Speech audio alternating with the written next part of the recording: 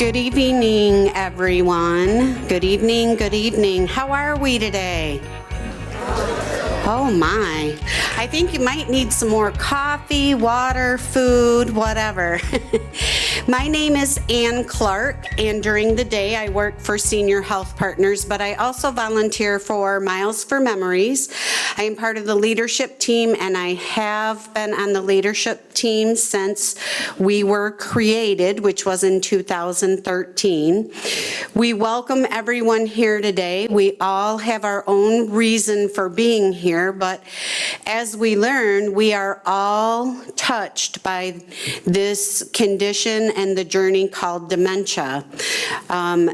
You will see a lot of different information on your tables, from caregiver retreats to telephone reassurance, exercise schedules, and coming up May 22nd, the county has the free Senior Expo coming up. So please take the information from your tables, get to know your neighbors, and really, we are all in this journey together, and together we can make a big difference. So don't be afraid to ask people questions. We're all here to make the journey better. We do have a Miles for Memories table to the back side of the room. Wave, Liam. Liam is from Encourage Battle Creek. So if there's some information that you want, we'll talk a little bit at the end about our Help Home program. We have bracelets available, some shirts available. So please, this is casual. The more comfortable you are, the more information that you will take in. So please, don't be afraid. But I get the pleasure of introducing one of the area experts that Calhoun County is fortunate to be able to call and get help and get direction from, and we get to learn from the students, and the students get to learn from us.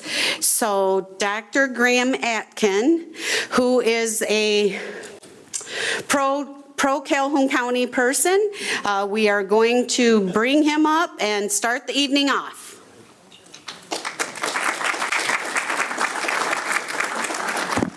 Are there anti-Calhoun County people? Tell me their names and I will. Hi everyone, my name is Graham Atkin. I apologize, my voice is sort of raspy because allergies. And I have been coming to Calhoun County, MSU has been coming to Calhoun County right here to Miles for Memories for 10 years. This year is 10 years we've been coming here. And if you've been to one of these before, you know that in addition to all the outstanding work that Miles for Memories does for this community, they also play a very important role in training the next generation of physicians to be better with their patients when discussing matters of the brain. If you have ever been to a doctor's appointment and been frustrated that your doctor did not explain something well, that is because they did not learn the skill set of communicating with what we call lay audiences, those being folks who are not other physicians. Part of the work that we're going to do tonight is in fixing that problem for the future by beginning that training here tonight for 3 new physicians. You are going to help train 3 new physicians how to speak about this stuff. They are going to give presentations to you, and this is where that journey begins for them. This is the first time they've ever spoken about this stuff to a public audience. I hope that you will join me in welcoming them to the stage, giving them a great audience, and also you can give them some feedback and stuff. That's part of their educational process. Ask great questions at the end. We'll have questions at the end. But I am overjoyed to bring these folks to the stage and begin this very sort of sacred and solemn part of their education. So thank you, Calhoun County. Thank you, Miles for Memories. Thank you, Senior Health Partners. Thanks to all of you for being here for this. So it is my pleasure to welcome first to the stage, first-year medical student, Sydney Carlson.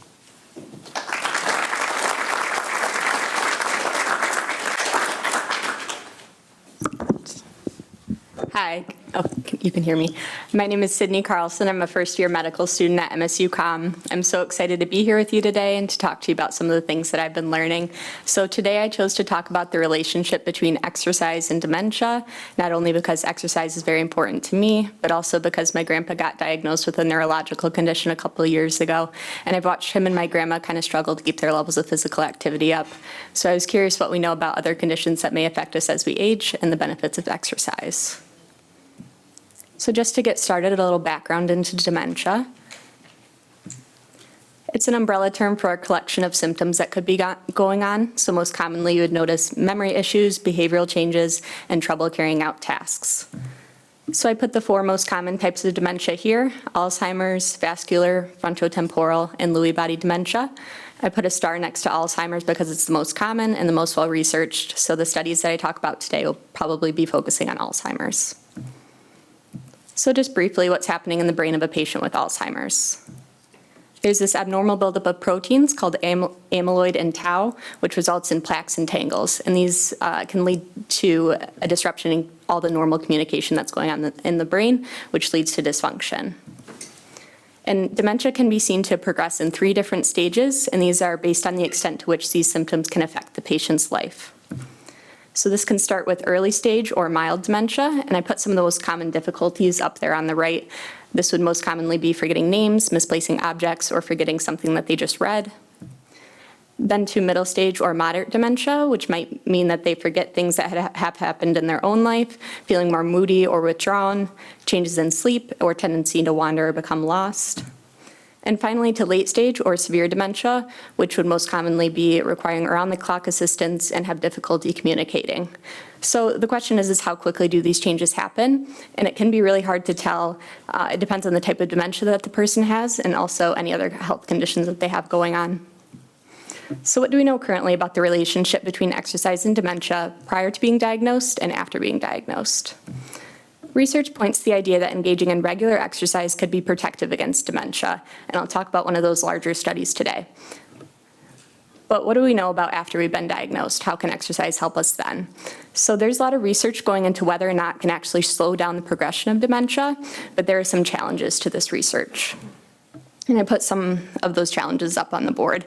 So dementia is obviously a very complex condition, as we all know, and it varies a lot person to person. But also, when you're looking at laboratory studies with animals, you're able to keep their diet and their environment consistent, which we're not able to replicate in human studies.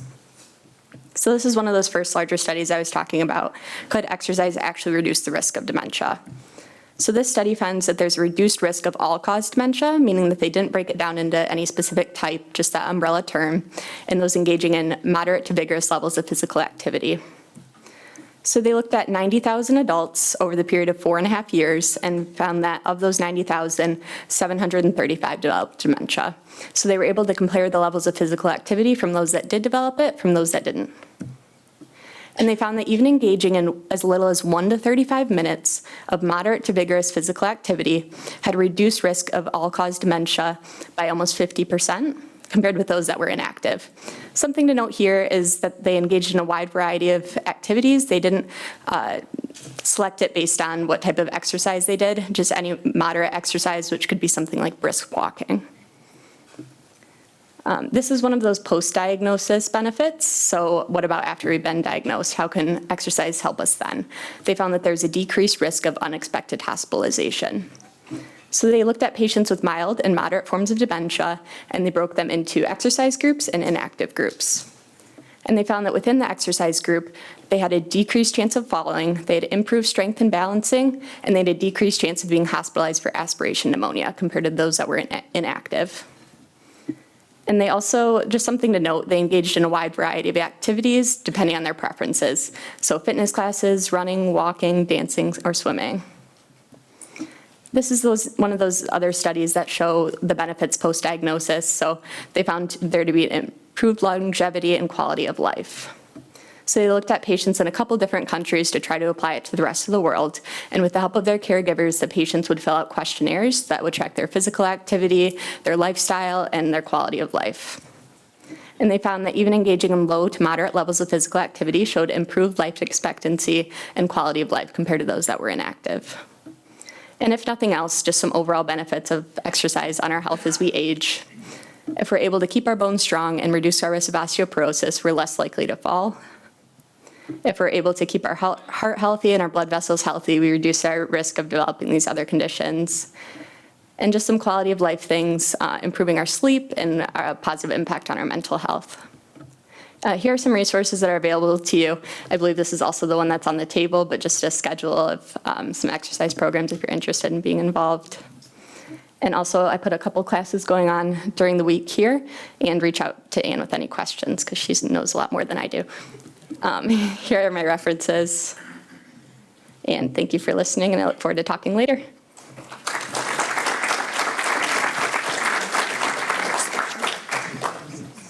Thank you so much, Sydney. Just once I would like a study that says, like, eat garbage and watch Netflix and you'll save your brain. All right.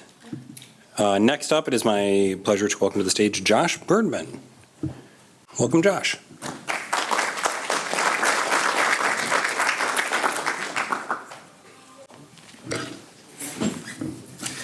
Hi, everyone, and good evening. My name is Josh Bertman, and I'm currently a first-year medical student at Michigan State University's College of Osteopathic Medicine. But more than that, I'm someone who believes that knowledge, when shared, can make a real difference. That's why I'm here today. And while I'll be speaking about a condition called pseudodementia, more importantly, I'd like to shed light on something that I think is far too often overlooked, which is the deep connection between mental health and aging. Mental health and aging is something that is often overlooked, and in fact, 3% of adults over the age of 65 experience a major depressive disorder. So let's start with a question. Have you ever watched someone you love begin to forget things, become withdrawn, maybe even lose interest in things that they once enjoyed? It's scary, and it can feel like they're slowly fading. And naturally, we begin to worry and ask ourselves that also common question: is it dementia? But what if I told you it might not be dementia? What if I told you that sometimes what looks like dementia is actually depression? And that's what pseudodementia is. So let's take a moment and break down the word pseudodementia. Pseudo, which means false, and dementia, as many of us know, refers to the decline in memory, thinking, and function. So pseudodementia quite literally means false dementia. And it's a condition where someone shows signs that mimic dementia, like forgetfulness, trouble concentrating, and even seeming confused. But the root cause isn't brain degeneration. It's depression or another treatable mental health condition. So why is the power of a correct diagnosis so important? Because unlike most types of dementia, which unfortunately don't have a cure, pseudodementia is treatable. And by actually missing a diagnosis, we are actually missing a chance to heal. And I would like to draw your attention to the right side of this slide, where the conversion rate to dementia of older adults with depression, with impaired cognitive function, is 71.4%, compared to just the dramatic drop-off in the blue, where we can see the conversion rate only being 18.2% for the cognitively intact. And we can see here how crucial it is to recognize depression and do the proper screenings. Being able to take care of your mental health and depression can decrease the risk of progressing to dementia. And when we recognize it for what it is and treat the underlying depression or mental health issue, people can and do get better. But here's the heartbreaking part. Many people never get that chance. Why? Because we don't always talk openly about mental health, especially as people get older. So how can we tell the difference? While both dementia and pseudodementia involve memory and behavior changes, there are a few key clues. The first clue would be the awareness of memory issues. In people with pseudodementia, they will often notice their memory being lost and even feel distressed about it. Whereas in true dementia, people will not even know that's happening sometimes. The second clue would be response to questions.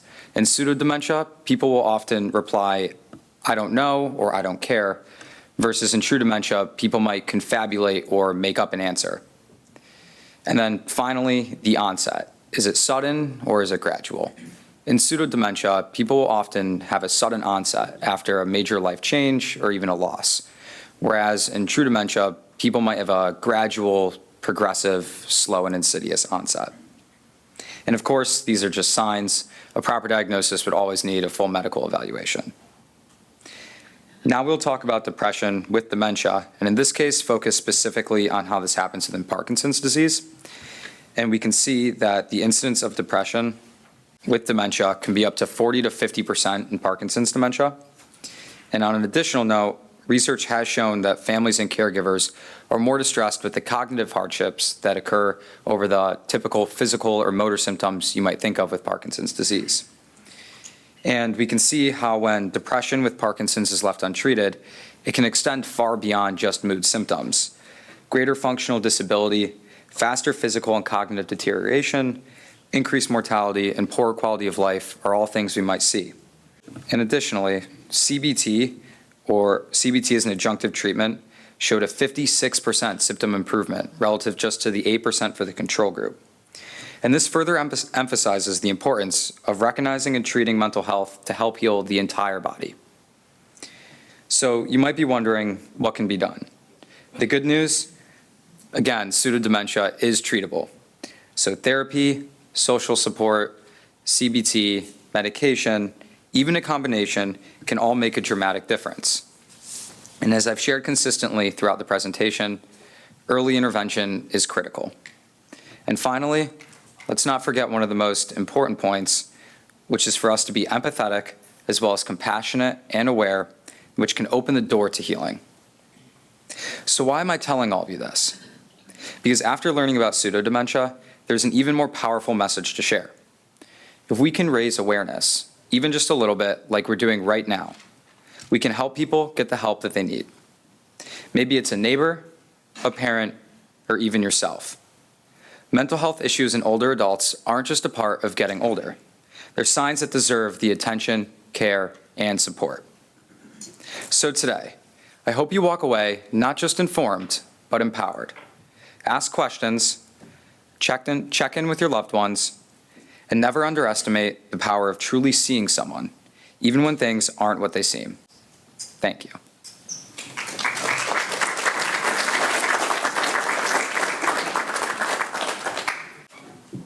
All right, thank you, Josh. Nice work. One of my favorite things about working with this community is that sometimes we will receive messages about something that you all have seen in the news, and you're saying, what's the deal with that? And here to talk to you about one of those topics, and I believe you're using your own laptop, is that right? Yeah, come on up. Here to talk to you about one of those topics is first-year medical student Lillian Blaken.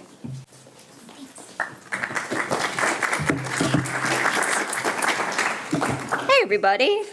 Hey.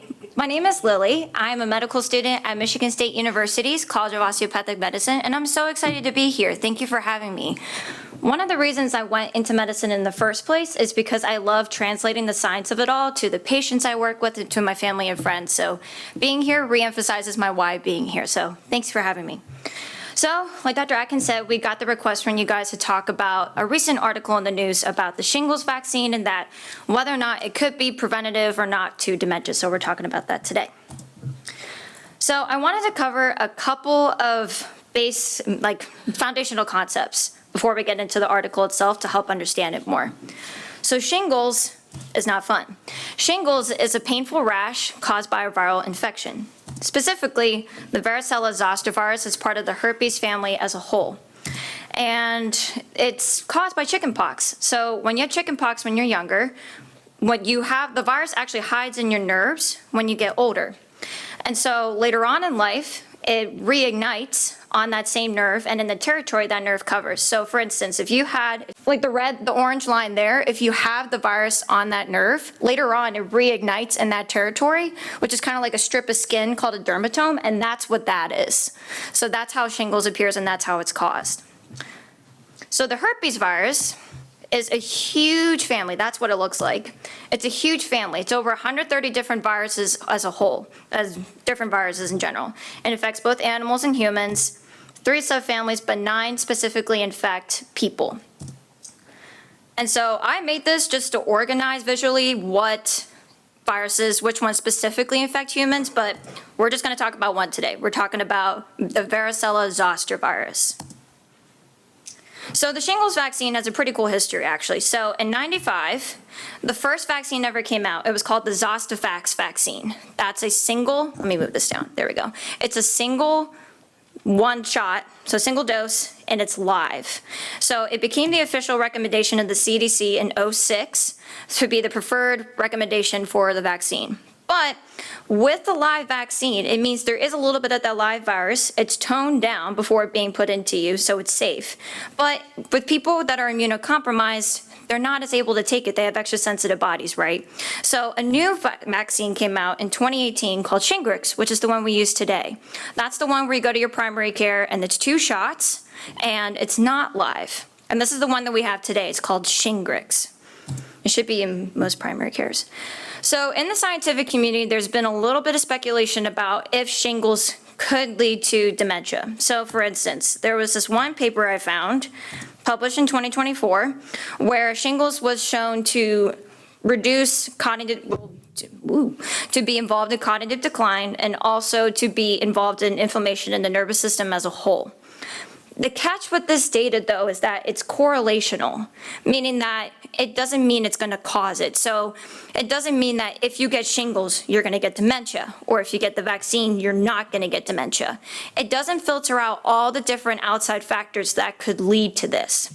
So that's what's cool about this study that you guys requested. So I read the paper and I read the news article too. So what's cool about this one is that they saw how correlational that was and that the data wasn't as strong. So to control for those factors as much as they could, they picked a very niche group, a very homogeneous, very similar group in the country of Wales to follow for 7 years. And they did that by, starting in 2013, they saw who was eligible for the vaccine on or after being born, September 2nd, 1933, and that was their benchmark, that specific date. And those born before that were not eligible. So they had this group in Wales, they did another one in England, that's besides the point. They followed them for 7 years, and they found in the group that had the vaccine that there was a 20% reduction in the onset of dementia. So that's pretty cool. But let's think about how. So the Nature study thought of 2 ways that this could occur. Nature's also like one of the journals in the scientific community to be published in. So this is a big deal that this was published in Nature. One of them is that it reduces the reactivation of the virus. Makes sense, right? So you get the vaccine, reduce onset of shingles, potential reduced onset of dementia. The other onset or possible cause is that the vaccine reduces the inflammation in the body as a whole. Thinking about a bigger picture, because inflammation in the nervous system as overall caused by other diseases, not just shingles, has also been talked about in the community and the scientific community. So there was another paper that said that prolonged inflammatory processes or situations could lead to the plaque seen in Alzheimer's. And even a bigger picture, that lifestyle, genetics, other inflammation also could lead to the Alzheimer's. The catch with this study, though, is that, remember how we talked about that timeline of the vaccine, that there was the one before, the Zostavax, and then it was official in '06, cool, and then we got the new one in 2018? This study covered the old vaccine. It doesn't cover the one that we have now. It covers the old single-dose live vaccine. So to take away from this, there could be a relationship with shingles and dementia. There could be a preventative aspect with the vaccination against shingles. But the news article also said this: I want to see a study that uses the current vaccine that we have today. And the CDC. And that's my stuff. Thanks, guys.